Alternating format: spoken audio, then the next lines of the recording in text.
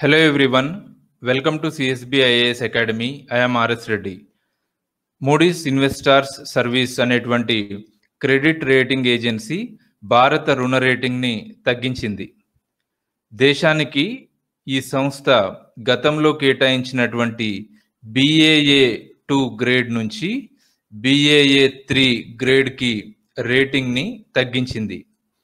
ఇవాళ Hindu, Indian express ఇట్లా అన్ని మేజర్ న్యూస్ పేపర్స్లో ఇది ఇంపార్టెంట్ న్యూస్ అన్నమాట. సో ఒకసారి క్రెడిట్ రేటింగ్ అంటే ఏంటి, ఈ క్రెడిట్ రేటింగ్ స్కేల్ ఎలా ఉంటుంది, రేటింగ్ తగ్గించడం వల్ల ఇప్పుడు భారత ఆర్థిక వ్యవస్థ పైన ఎట్లాంటి ప్రభావం పడే అవకాశం ఉంటుంది అనే అంశాలని ఇప్పుడు మనం డిస్కస్ చేద్దాం. ముందు క్రెడిట్ రేటింగ్ అంటే ఏంటి అన్నది ఒకసారి చూద్దాం. క్రెడిట్ రేటింగ్కి సంబంధించి ఒక చిన్న ఎగ్జాంపుల్ చెప్తాను చూడండి, చాలా సింపుల్ ఎగ్జాంపుల్. మనము ఎవరి దగ్గరైనా ఒక 2 లక్షల రూపాయలు అప్పుగా అడిగామనుకోండి.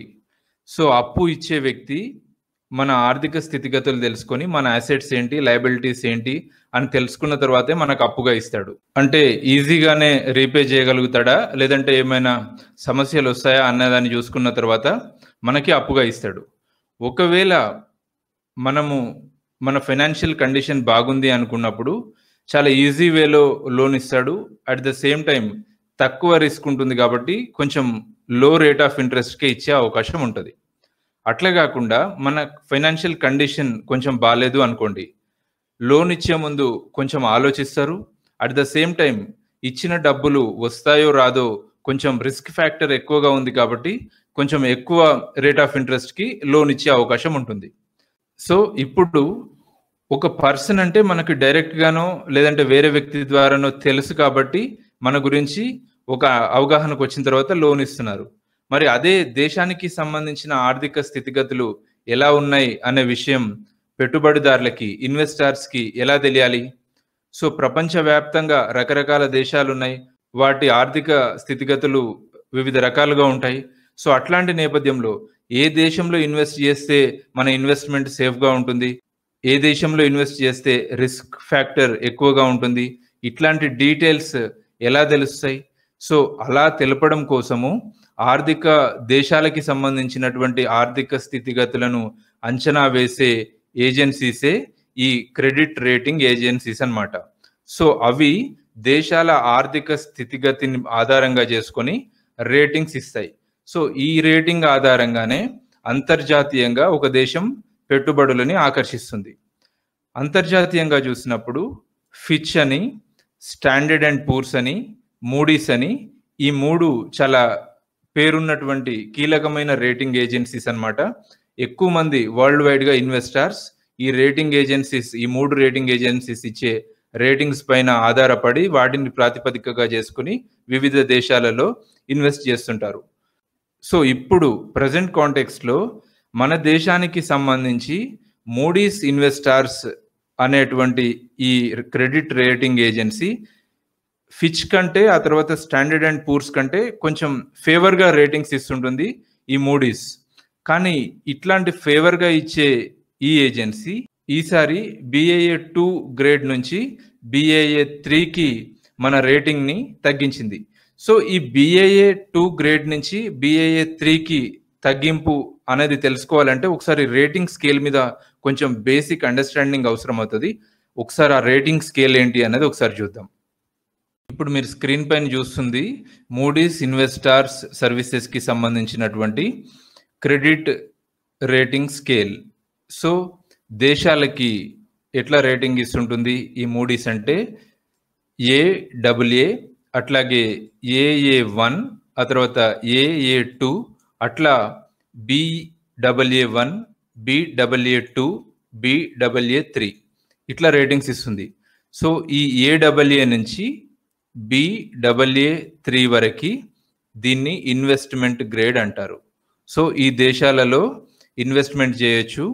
రిస్క్ చాలా తక్కువ దగ్గర నుంచి, చాలా తక్కువ రిస్క్ నుంచి మోడరేట్ రిస్క్ వరకు ఉంటుంది వీటిలో ఇన్వెస్ట్ చేయడం వల్ల. కానీ ఆ తర్వాత చూస్తే BA1 గ్రేడ్ నుంచి BA2 అట్లా కిందకి వెళ్తున్నా కొద్దీ వీటిని ఏమంటారు అంటే నాన్ ఇన్వెస్ట్మెంట్ గ్రేడ్ అంటారు. Non investment grade. ఇట్లా నాన్ ఇన్వెస్ట్మెంట్ గ్రేడ్ రేటింగ్ ఉన్నటువంటి దేశాలలో ఇన్వెస్ట్ చేస్తే అది చాలా రిస్క్తో కూడుకున్నది, చాలా హై రిస్క్ ఉన్నట్టు అనమాట. సో ఇప్పుడు ఈ AAA గ్రేడ్ గురించి అట్లాగే Baa3 ఇట్లాంటి వాటి గురించి కొంచెం డీటెయిల్డ్గా చూద్దాము. AAA గ్రేడ్ వచ్చింది అనుకోండి ఏ దేశానికైనా, అది హైయెస్ట్ క్వాలిటీ అనమాట. సో అక్కడ ఇన్వెస్ట్ చేయడం వల్ల చాలా మినిమల్ రిస్క్ ఉంటుందన్నమాట. అట్లాగే AA వచ్చింది అనుకోండి, హై క్వాలిటీ అది, ఆ తర్వాత వెరీ లో క్రెడిట్ రిస్క్ ఉంటుంది. సో అక్కడ ఇన్వెస్ట్ చేసినా పెద్దగా నష్టం ఏం లేదు. ఇప్పుడు మన ఇండియన్ గవర్నమెంట్కి మూడీస్ ఇచ్చిన రేటింగ్ ఏంటి అంటే BAA. సో BAA అంటే ఏంటి? మోడరేట్ క్రెడిట్ రిస్క్ ఉంటుందన్నమాట. సో మోడరేట్ క్రెడిట్ రిస్క్ దగ్గరకు వచ్చాము. BAA అనేది ఇన్వెస్ట్మెంట్ గ్రేడ్లో లాస్ట్ గ్రేడ్ అనమాట. ఇప్పుడే ఇంతకుముందుకు మనం చూసాము ఇన్వెస్ట్మెంట్ గ్రేడ్లో BAA అనేది లాస్ట్ గ్రేడ్. ఈ లాస్ట్ గ్రేడ్లో కూడా మనం ఎక్కడున్నాము? BAA3 ఇక్కడున్నాము. అంటే ఇన్వెస్ట్మెంట్ గ్రేడ్లో లాస్ట్ గ్రేడ్లో ఉన్న మనము ఆ లాస్ట్ గ్రేడ్లో కూడా లాస్ట్ కేటగిరీని ఇచ్చింది మూడీస్ ఇన్వెస్టార్స్. సో దీని తర్వాత నెక్స్ట్ లెవెల్ ఏంటి? BAA3. ఇంతకంటే కూడా మన రేటింగ్ తగ్గింది అంటే నెక్స్ట్ మనము నాన్ ఇన్వెస్ట్మెంట్ గ్రేడ్ దగ్గరికి వెళ్తాము. నాన్ ఇన్వెస్ట్మెంట్ గ్రేడ్ ఆల్రెడీ చెప్పాను. నాన్ ఇన్వెస్ట్మెంట్ గ్రేడ్ అంటే చాలా హై రిస్క్ ఉన్నటువంటి నేషన్స్ అనమాట. ఇట్లాంటి రేటింగ్ వచ్చింది అంటే చాలా హై రిస్క్ ఉందన్నమాట. అంటే ఇన్వెస్టార్స్ రిస్కీగా భావించేటువంటి నాన్ ఇన్వెస్ట్మెంట్ గ్రేడ్కి జస్ట్ ఒక మెట్టు పైన ఉన్నామంతే, BAA3 గ్రేడ్తో. ఇది ఇప్పుడు మన మూడీస్ ఇన్వెస్టార్స్ మన ఇండియాకి ఇచ్చినటువంటి రేటింగ్. సో అసలు మూడీస్ మన రేటింగ్ ఎందుకు తగ్గించింది, దీని ప్రభావం ఎలా ఉండబోతుంది మన ఆర్థిక వ్యవస్థపై అన్నది ఒకసారి చూద్దాం.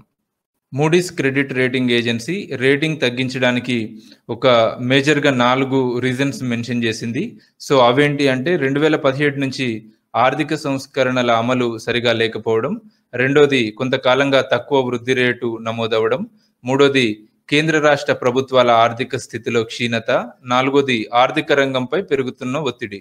సో ఈ మేజర్గా ఈ 4 కారణాల దృష్ట్యా రేటింగ్ని BAA2 నుంచి BAA3కి తగ్గించింది మూడీస్. అట్లాగే భారత రేటింగ్ అవుట్లుక్ని నెగిటివ్లోనే కొనసాగించనున్నట్లు ప్రకటించింది. అంటే రాబోయే రోజుల్లో ఈ ఆర్థిక వ్యవస్థ పరిస్థితి మరింత క్షీణించే అవకాశం ఉన్నట్లు ఇది ఒక సూచన అనమాట. నెక్స్ట్ ఇంకొక విషయం ఏంటి అంటే ఇది ఆర్థిక వ్యవస్థపై ఈ రేటింగ్ ఏజెన్సీ రేటింగ్ తగ్గించడం వల్ల ఆర్థిక వ్యవస్థపై ప్రభావం ఎట్లా ఉంటుంది అన్నది మరొక అంశము. అది చూసినప్పుడు ఆర్థిక వ్యవస్థ సామర్థ్యాన్ని ఆధారంగా చేసుకుని రేటింగ్ ఏజెన్సీస్ రేటింగ్ ఇస్తాయి. సో ఇప్పుడు మన ఆర్థిక వ్యవస్థ స్థితిలో కొంచెం క్షీణత ఉంది కాబట్టి దానివల్ల BAA2 నుంచి BAA3 గ్రేడ్ మనకి ఇచ్చింది మూడీస్ రేటింగ్ ఏజెన్సీ. సో దీనివల్ల ఇంటర్నేషనల్ మార్కెట్లో ఎట్లాంటి ఇండికేషన్ వెళ్తుంది అంటే భారత ప్రభుత్వం విడుదల చేసే బాండ్లలో పెట్టుబడి పెట్టేటప్పుడు ఇది కొంచెం గతంతో పోల్చినప్పుడు ఇది కొంచెం ప్రస్తుతం రిస్క్తో కూడుకున్న వ్యవహారం అని ఇంటర్నేషనల్ మార్కెట్లోకి ఇది ఒక ఇండికేషన్ వెళ్తుంది.